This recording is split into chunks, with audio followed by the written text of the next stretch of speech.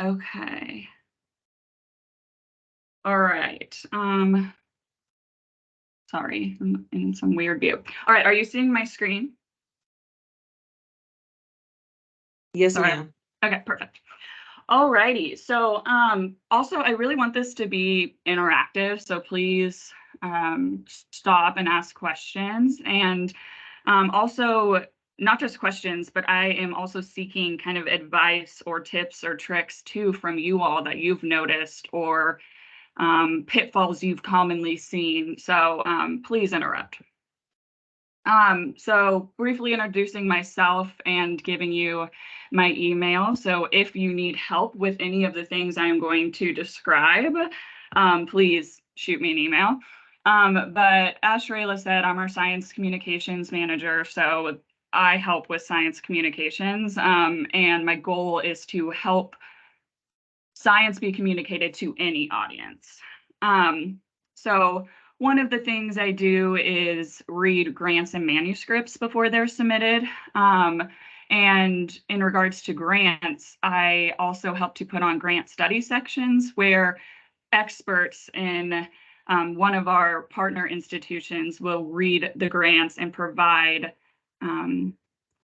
their feedback prior to actual submission to a grant agency. So not only will I read it, I can help facilitate other experts to read things before submission.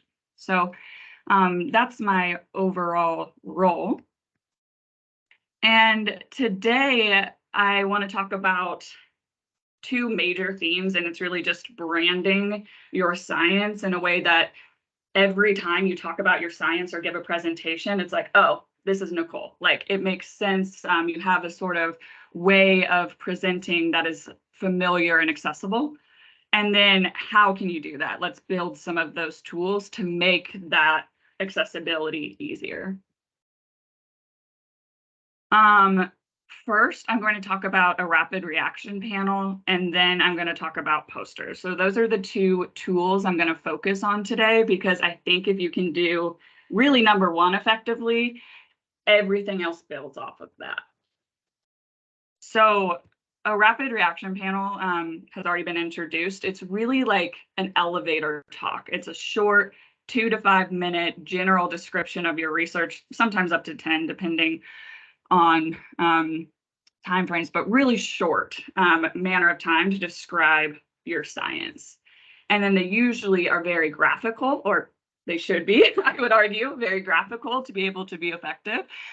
So there's usually some sort of graphic that's associated. It's not usually all text. And then you can use that sort of basic description of your science to build off of to make things such as posters. Okay, so diving into a rapid reaction panel. So as Alan already mentioned, this is designed to be for community members, because we actually specifically do rapid reaction panels at Frontiers, like they said, where community members are sitting and helping to give feedback to potential grant applicants, like pilots. So the pilots have to describe their research in 5 minutes to community members. And so I have a basic template of what I am going to be providing to our pilots to build their rapid reaction panels. But really, it's how I build any sort of like, I am going to need to describe my research in 5 minutes. So it's usually how I kind of build my background slides for presentations and etc. So my main tool here, really. Okay, so for our pilots, I would have their title and name, obviously. And then I always, of course, start with introducing my main question of interest at a very high level, and I'll give examples of these. And then the model you use to test that main question, how you test that main question, your methods, and then what you found so far, and kind of where you plan to go. Okay, so I'm going to give you my elevator talk just as an example, and then I'll give a couple more. And my goal is not necessarily for y'all to understand the science, other than hopefully you should, because I hope I describe it well, but more so to see how I build these sorts of tools. So my background is in genetics. So I studied DNA. And DNA is wrapped up tightly into chromosomes. And so chromosomes are just packaged DNA. And the ends of those chromosomes are called telomeres. So you may have heard of telomeres because they're involved in aging, for example. And so telomeres are the ends of our DNA, the caps of our chromosomes. And so I looked at that in my postdoc. Also, I can't see the chat. So if there is a question in the chat, please can someone read it out loud? I will definitely let you know, okay? All right, thank you. Okay, so telomeres are the ends of our chromosomes. The lab I was in was called the Cooper lab, and we discovered a new role that these telomeres play in cell division. So normally DNA doesn't get so involved when cells divide.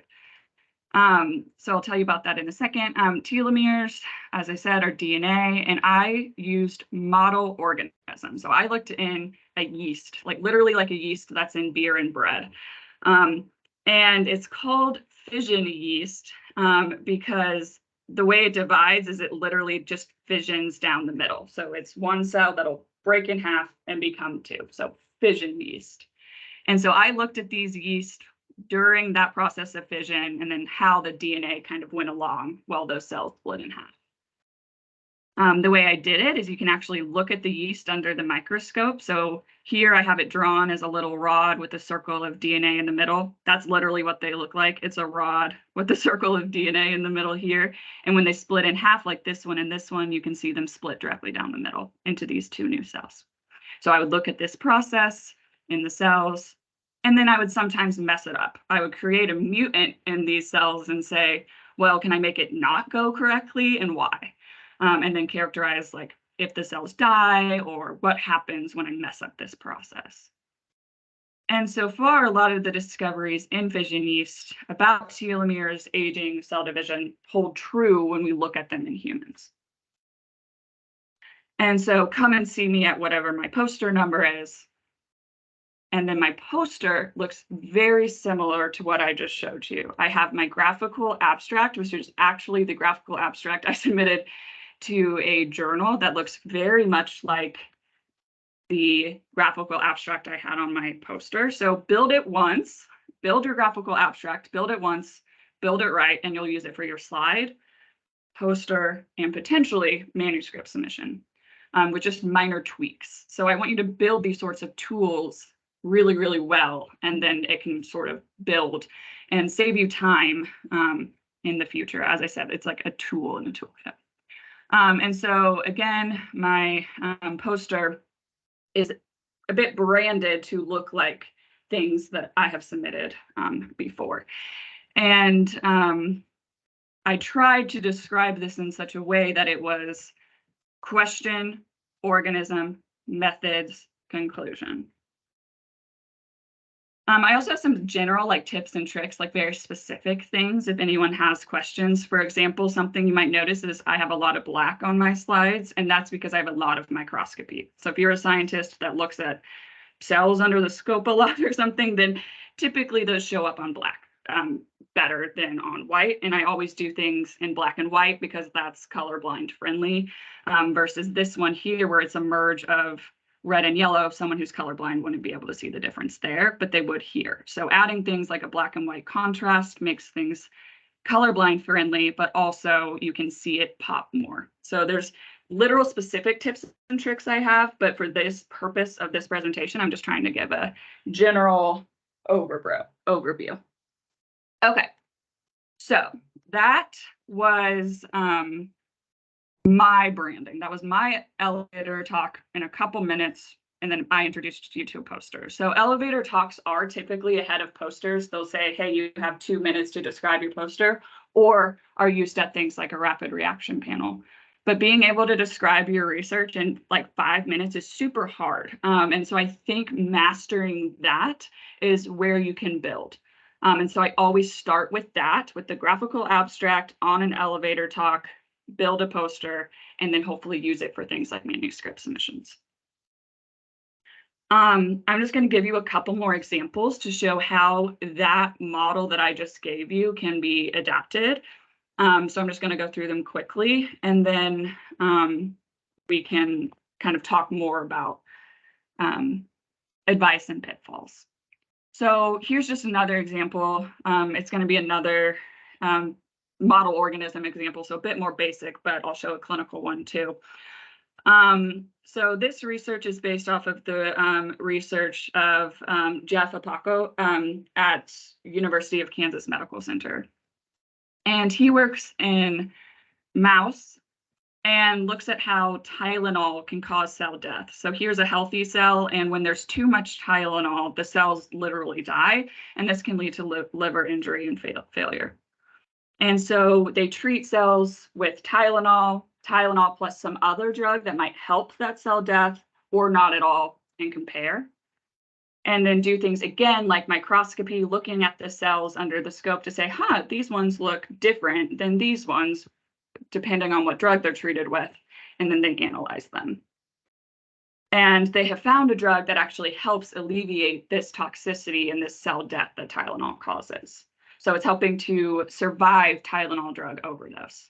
And they are moving into cell lines and clinical human trials.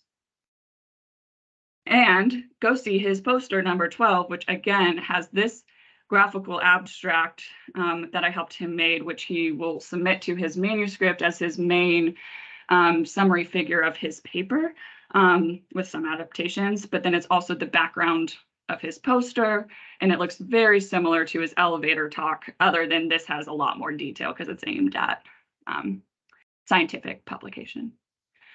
But again, Jeff's poster is branded differently than mine, but like his research would look familiar, where it's like, oh yeah, he works in mouse and this. So it's that same depiction of main question, main model, etc. Okay, so I'm going to give one more example that's a bit more of a clinical example, because it's easier to make figures for basic science. I would say you have a lot of figure-heavy research and microscopy and things like that. But when you're trying to describe something that's a bit more clinical and text-heavy and quantitative and charts, how can we do that? So this research is a bit more clinical, and it's based off of the research of Dr. Amanda Emerson, again at KUMC. And she works on criminal legal system involvement. So I'm going to abbreviate that CLSI. So when you're involved in the criminal legal system, it can affect aging-related health outcomes. She looks particularly in women. It can affect a lot of things, but mental, behavioral, such as depression and alcohol use, physical, like literal illness, and functional aspects of health, such as becoming more frail over age due to being involved in the criminal legal system. She is going to be entering into a clinical trial where she describes different health aspects in women who have experienced the criminal legal system and those who haven't. And then she's going to map potential barriers and enablers to why women will use certain health services and why they won't. And so what is inhibiting or enabling them to seek out those services. And then she'll go into phase 3 of the trial, where she looks at the relationship between being in the criminal legal system and these health factors, and really summarize how being in the criminal legal system is affecting so many aspects of health. And so again, I said this research was that of Dr. Amanda Emerson. She reached out to me after I showed her these slides and wanted me to help her make an actual figure for her manuscript. And it ends up being a bit more textual, because there are so many health outcomes that get affected. But by making sorts of depictions that are a bit more like a map, where it's, okay, health status is broken down into these 3 different realms, and then under these 3 realms, there's all these additional, and then life course factors are also affected. And again, it breaks down. And so I helped her develop figures like this for her manuscript, but still look nice on slides if she were to want to go in and break these down. So those elevator talks were all based on this general set of steps that I gave you at the beginning, where I talked about the main question and the model organism. This can be a bit vice versa, but it's usually, what am I looking at? How am I looking at it? And then what have I found so far? And so by doing that and creating those sorts of tools, I think you can build upon them and utilize those tools to be able to brand yourself and your science, so that when you have to talk to a lay audience, you already have this tool and you can just adapt it. And if you start with developing your elevator talk for a lay audience, you're just adding additional details when you go to talk to scientists, for example. So I always err on the side of start with a general lay description and then kind of add on details, because I would rather talk to my fellow scientist and have them walk away feeling really, really smart because they understood everything I said. And honestly, those are the talks that people walk away feeling like, that was a really good talk because I made them feel smart. And so, talk to them at a level that it's like, ooh, maybe is a little level underneath what they might understand. But I would rather anyone walk away from a talk knowing how smart they are than being confused. So that's really my goal, is maybe shoot one level underneath what you're even aiming for, in regards to audience's level of understanding. And then just add a couple details if you think they can handle it. Okay, so that was a very quick overview of the tools I want to talk about today. And we can now open it up for specific questions, advice, tips, pitfalls, and I want it to be a bit more of a workshop from here out. So what questions do you have for me based off of what I just said? If any. I have two questions already. Yeah. The first question was, who was the charms researcher? Who did that? Amanda Emerson. It was Amanda Emerson. Okay, cool.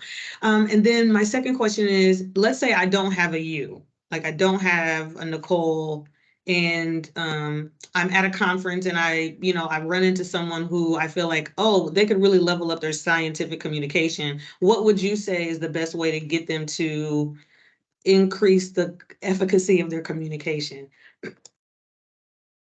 That's so sometimes it honestly kind of starts with awareness.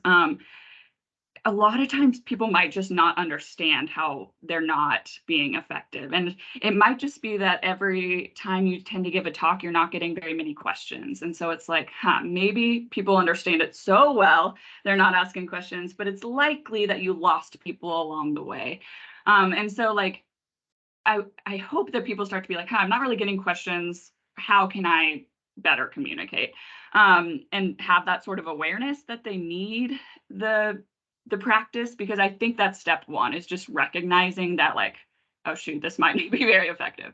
Then that first step you should take after you're aware of it. Again, I think it kind of goes down to practice your talk for a level, maybe one level underneath what you're aiming for. So like, I present at scientific conferences a lot. The entire audience are experts in my field, and I will still present at a level that is maybe to scientists who aren't experts in the field. So it's still to scientists, but it's one level beneath. So like, again, I want people to walk away with a greater understanding and to feel really invigorated by a talk. So I also tend to less is more. Pick one. I say that and I just gave you like 6 examples, but like, if this were a genuine talk and I was going to go stand up and talk and describe my science, I am not going to describe 6 experiments. I'm going to describe a couple very well. And so I think that's the other thing, is understanding the nuances of just how much you can actually fit in a 5-minute talk, etc. And so practice. And so that is all like not very specific advice. That's all just generic, is like, be aware and practice. Specific advice, there is a website called BioRender, and I know that KUMC, you can buy software licenses for it. I don't know about other institutes, but it commonly has licenses at institutes. I use it to make all of my figures. So those mouse, the woman, all of that stuff that I just showed you is from BioRender. And it's very useful. So that helps, I think, as well. Thank you for putting it in the chat. I see a few hands up. Okay, Nicole, you take it. Yeah, I think Terry's hand I saw at one point. Was your question answered? Okay, and then Kathy. Well, Rebecca and Kathy were ahead of me, so. Oh, were they? Okay. Yeah. All right, Kathy.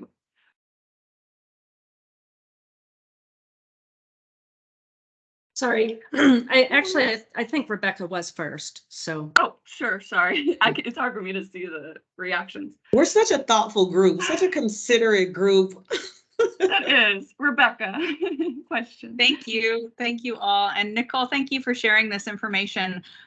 My question, I think, is going off a little bit in a different direction. So what you've presented for us is very graphic heavy and relies a lot on that. I'm sorry, my video is not working very well, but relies on that those graphics to communicate. And a lot of times I feel like I'm in a situation where I have to communicate my science with just words in a brief period of time. So do you have any tips or ideas about that? Yeah, so I let me see if I can show Amanda's really quickly. Are you seeing the presentation again? Yes, ma'am. Yes. Okay. So yes, Amanda's is quite text heavy. She sent me her manuscript, and it's quite clinical, but I can also try to make an example that's of a literal implementation science, because that's really where you're running into. It's so much text and you're working to describe. But one of the things I always recommend, and you'll see it for each of my examples, is how many darn animations I have. Is I build slides, build. And so this is all text popping up. The actual only figure I have is of a woman. And so you could put a picture of a musical instrument, or, you know, some intervention that you're working with here, but then everything else that pops up after this is just going to be text with some sort of figure.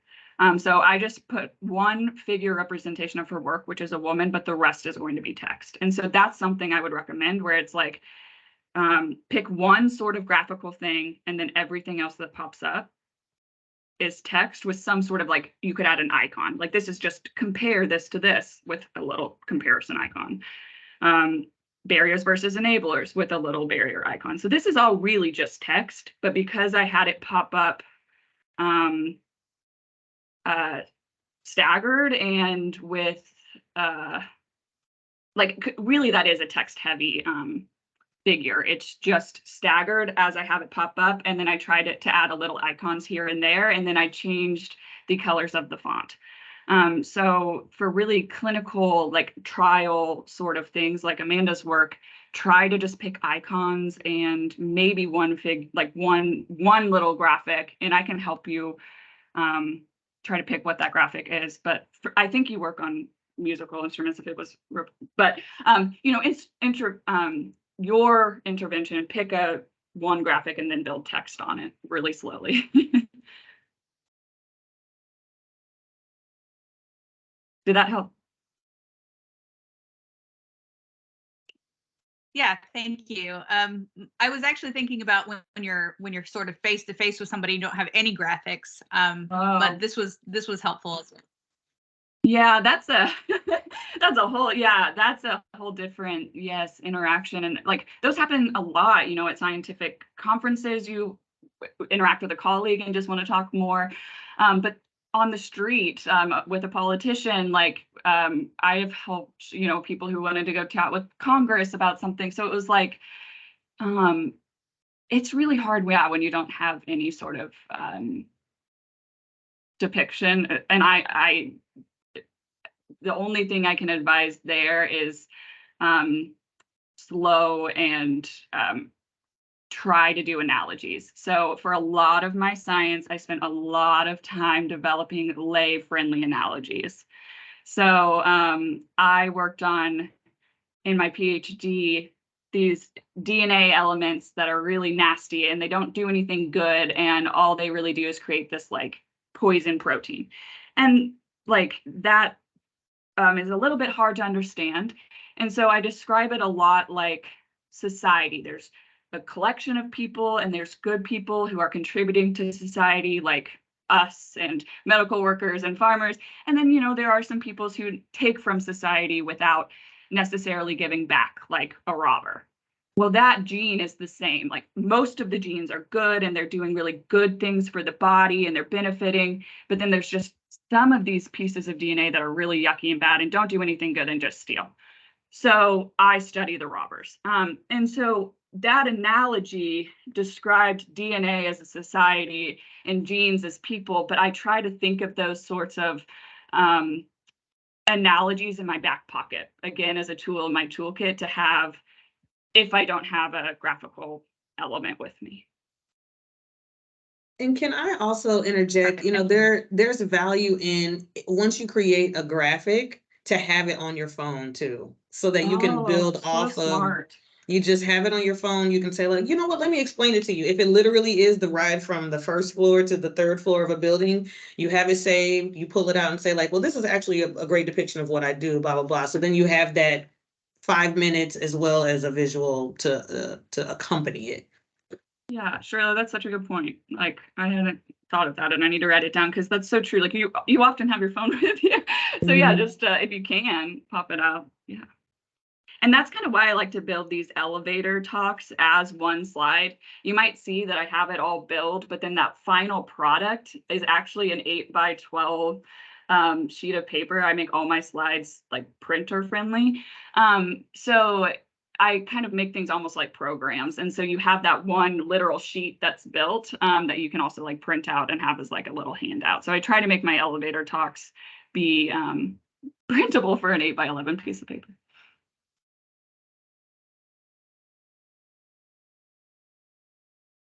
Is it Kathy's turn? Sure, I can go next. Well, I'm finding this really interesting because it's similar but different to what I do with Pivot. Pivot, we kind of sit under the Masonic Cancer Alliance, and we work with basic scientists at Children's Mercy, KU Cancer Center, and Stowers, and we help them understand the patient impact and bring that to their work. Like, for example, I might work with a basic scientist and write a lay abstract based on that person's science, and then also a letter of support as to how it would help the patient. And we try to use very plain language. And so it sounds like a lot of similarities, but you're adding that pop of graphics and explaining it. And so I would love to get together to talk, because I think there's some synergy, because we're trying to get the same goal, but going at it at a slightly different angle. Yes, please. I would love that. Yeah. Because a lot, some of the things I do is help scientists do exactly what you said, develop a paragraph description, written text of their work for things like our website. So like our pilot scholar, we need a description for our website, like a lay description. So I meet with them to help them develop that. And that paragraph describing your lay description can be very hard to make too, especially without graphics. So yeah, I would love to chat with you about that. Thank you. Well, and I wanted to wait until after Kathy asked her question, because she really brought a lot of important perspective to a project that I was involved in. So I got to spend about 9 months or so, or almost a year with Kathy. And so we went through like the Alan Alda communications training. And so we learned, what we talked about was living room language. So it's sort of like when you go home for Thanksgiving and you have to explain to your uncle what you do for a living, how do you explain that, without losing their attention span and putting them to sleep after they've had a lot of turkey. So, and then the other thing I was going to share is Danny Welch really helped us focus, kind of like you were saying about the lay-friendly analogies. He really focused us on the importance of metaphors. And so, and I was going to ask Kathy if she'd be willing to share kind of the experience she had, because what we did is we flipped it. So we had the cancer survivor or co-survivor present the research, and then we had the bench scientist explain how important it was to work with a person who's impacted by the disease or the condition that they're researching, and how it changed their approach or their thinking. So we kind of flipped it, and I think that was really effective. And then I was just going to say, having been a fellow in a legislative office, one of the things that's really important is have your elevator talk and then have it printed. So showing the phone is good, but you want to leave it with them. So it may be a conference where you'd really like to collaborate with somebody. It might be a funder, it might be a policymaker or legislator. And so have like a brief summary of your work and how to contact you.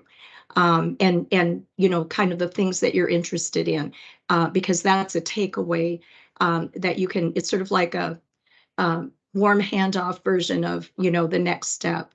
But I'd love to hear Kathy's, anything else she can think of from her experience, because that was really powerful for me. That's amazing. Can I ask a question? Mm-hmm. How did the community members learn the research to describe it? Was it the investigator kind of teaching the community member? That's awesome, because Yeah.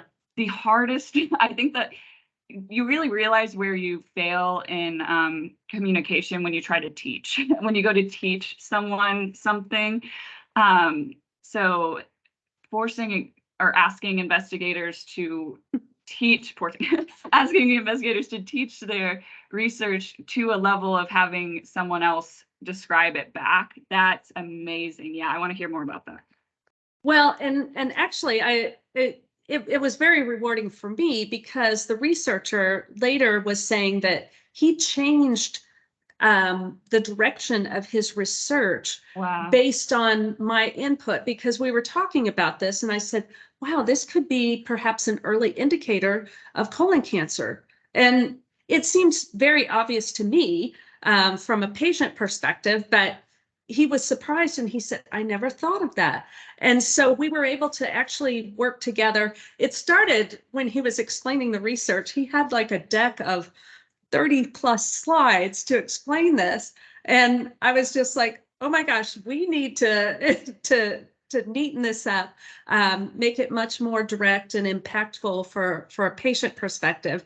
So now the two of us regularly work together because we have a good rapport, and he realizes the importance of explaining his research and then helping somebody else help him put it in plain English and patient terms, because that's really what you want to do, especially things like a Department of Defense grant. They do want to see what a layperson, and is there an advocate signing on and saying, yes, this is something that is impactful for real people.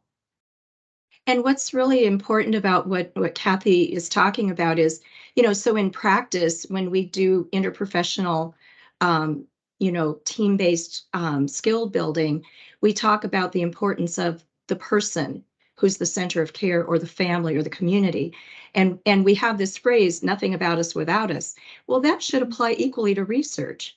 There should be nothing about us without us. And if the researcher actually understand what matters to the person, family, community, it really can be impactful, and it really can bridge go, I always say, from bench to bedside to burrow and ad astra. It really can bridge that important translation and implementation. That's a really important point too, to try to convince people to spend the time and effort and energy and being effective in their communication, is you're going to get something out of it, because if nothing else, being able to describe your science well helps with grant applications. Like if you want to get another grant from the NIH, you better be able to describe why looking in your yeast cell is important. So like sometimes as a scientist, I'd forget because I'm in the nitty gritty, but then when I for sure have to remember is when I'm about to go apply for more funding is because the NIH is not going to give me money for no reason. So yeah, being able to look at that bigger picture and to be like, remind yourself of like, who is this influencing on the day-to-day is important for so many reasons beyond just grant funding. So that's a really important point to try to convince people to care. So I appreciate you sharing that. What was so you said Danny Welch, but there was a course or something you took? Well, Sherry? it was a pilot grant through National Cancer Institute. So I got to spend a year with Kathy, and we had 10 bench scientists who applied. And then we had 10 cancer survivors and co-survivors who had been through the Pivot program. And we paired them. So they were in pairs for the year. And really the point of it was we were trying to really focus on the importance of engagement with people, families, and communities in the work that we do. And we also really focused on the importance of the person at the center of care should be part of a research project from inception throughout the project and then through dissemination. So Kathy should be there when they're coming up with their questions and, evaluating it and deciding, what if I'm going to be doing this, I need to really do something that's going to have some impact. And then to really be part of it and be part of that team. And then at the point of dissemination, also to be there to help explain and be that living room language translator to make sure that it's reaching audiences. And I think it also gets at, there used to be this sort of game that they would do sort of like like a basketball version of science, and they would have people vote on which sciences should be defunded. And it was sort of done as if it was humorous, but it was really because we weren't communicating well why, doing science research with bees might have an impact on human beings. So, I think it's also important that people read about science and they think that it's some fluff thing over here. And what does it have to do with me and our environment and our lives? And I think this kind of work is the way that we can help bridge those misunderstandings as well. Absolutely. I hope so.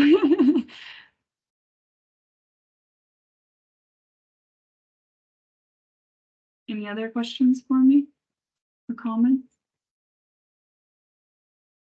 I would just comment, we need to send out that article, Terry. And as we're talking about this, it's like, did we remember to send it out to all the Pivot participants? So we need to get that out to everybody. So that's part of our commitment, is getting things back to everybody too. And I think we may have, with the transition of staff, skipped that step. So I am looking it up and I'll get it out to the participants. And Hope is the heart of Pivot. So she's the mover and shaker with Pivot. Patients are the heart. I just get to play in the sandbox. Oh, amazing. I wondered, Mariana, if you had anything that you were thinking about, because you do so much work in community, and how you're able to bridge the community experience into this work, because you're doing amazing work. Thank you, Terry. I think I'm surrounded by people who do amazing work, and you're just glad to be a part of the puzzle. So yesterday we had now that you asked, yesterday we had a meeting with it's called Grupo Parroquial de Salud, and it's a faith-based group from Spanish-speaking parishes. And we met with Linda de Silva. She's faculty at physical therapy, and she helps run the J-Start clinic. And we were talking about this idea of looking at head injuries in construction workers, because a lot of our Latino community members work in roofing and construction in general, in landscaping. And then they just share like so many other ideas that we didn't even consider, like, well, focusing on women too. What about us working in the kitchen? And they shared several stories. There was one construction worker that showed up and he had cut 2 fingers and he was needing like information and resources. So it was a super rich meeting, just hearing from them what the needs in their community are, and then thinking together on, okay, how do we move forward? How do we start like asking the right questions and focusing, because there are a ton of ideas and a ton of projects. So where do we start? And just let them guide us. Mhm. So I think that's something that we just need to do more and more, right? My grandma always used to tell me, we have 2 ears and 1 mouth for a reason.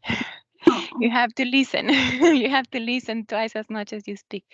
So I think that's something that we do try to do better and better, listening and let the lived experience guide us. Can I ask, I'm going to ask a bit of a selfish question. So full disclosure, I am transitioning to the Stowers Institute for Medical Research. I am going to be a scientist there, and so I will no longer be in this position. So I'm a scientist at Stowers, and I'm struggling to reach a community. And like, if I wanted to understand my research and I wanted to do something similar to what you just mentioned, where it's like understanding from a community member how my yeast research is interesting, like who would I reach out to? Like Terry, and is it Pivot? Like I didn't, full disclosure, know that Pivot was at Stowers when I was there many years ago. And so, yeah, I just am fascinated by this, and that like trying to get more basic researchers to go and do what Mariana just mentioned. So yeah. I don't want to cut you off, but I do want to say that's what Frontiers is here for. Literally, that is, even though you'll be gone, Okay. then, Well, yeah. I would think the first step, honestly, is to contact the community and collaboration navigator, which is me. And then I can, the first step is to become a member. Right, they should be able to become a member of Frontiers, come in the front door of Frontiers, and then it should magically happen.